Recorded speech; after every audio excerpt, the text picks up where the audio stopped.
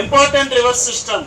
భారతదేశంలో ప్రాముఖ్యం ఉన్నటువంటి నది వ్యవస్థలో హిమాలయ నది వ్యవస్థలో అందులో ఇంపార్టెన్స్ ఉన్నటువంటి నది బ్రహ్మపుత్ర నది.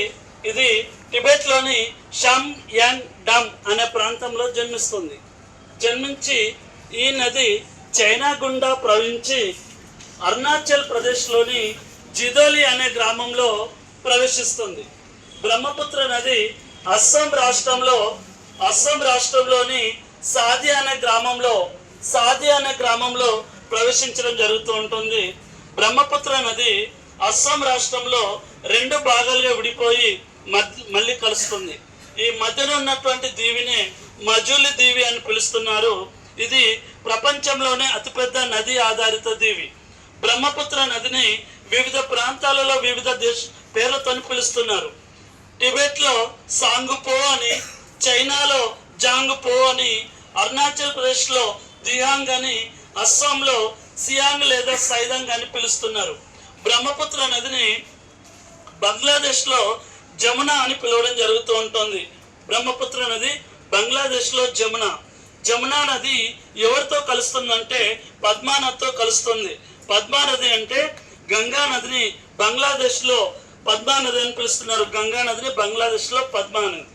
పద్మా మరియు జమున ఎవరితో కలుస్తున్నాయంటే పద్మా మరియు జమున ఈ 2 నదులు బంగ్లాదేశ్లోని గోడుంగల్ వద్ద కలిసి మేఘనా నదిగా పిలువబడుతుంది. మేఘనా నది చివరిగా షహనాజ్బాద్ లేదా సాగర్ దీవుల వద్ద బంగాళాఖాతంలో కలుస్తుంది. బ్రహ్మపుత్ర నది మొత్తం పొడవు 2900 కిలోమీటర్లు. భారతదేశంలో కేవలం 2 రాష్ట్రాల గుండా మాత్రమే ప్రవహిస్తుంది, అరుణాచల్ ప్రదేశ్ మరియు అస్సాం రాష్ట్రంలో. దీని మొత్తం పొడవు భారతదేశంలో 890 కిలోమీటర్లు. బ్రహ్మపుత్ర నది ఉపనదులు తీస్తా, మానస్, సువర్ణసిరి, దెబాంగ్ మరియు లోహిత్ అనే ఉపనదులు ఉన్నవి. బ్రహ్మపుత్ర నది ఎస్సాకారంలో జరుగుతూ ఉంటుంది. బ్రహ్మపుత్ర నది అత్యంత నదుల్లో శక్తివంతమైన నదిగా పిలుస్తున్నారు. బ్రహ్మపుత్ర నది అస్సాం రాష్ట్రంలో ఎరుపు నేలలు ఉండడం వలన దీనిని ఇండియన్ రెడ్ రివర్ అని పిలుస్తున్నారు. అస్సాం రాష్ట్రంలో భారీ వరదలకు గురి అవుతున్న కారణంగా బ్రహ్మపుత్ర నదిని అస్సాం దుఃఖదాయిని అని పిలుస్తున్నారు. ఇది ఇంపార్టెన్స్.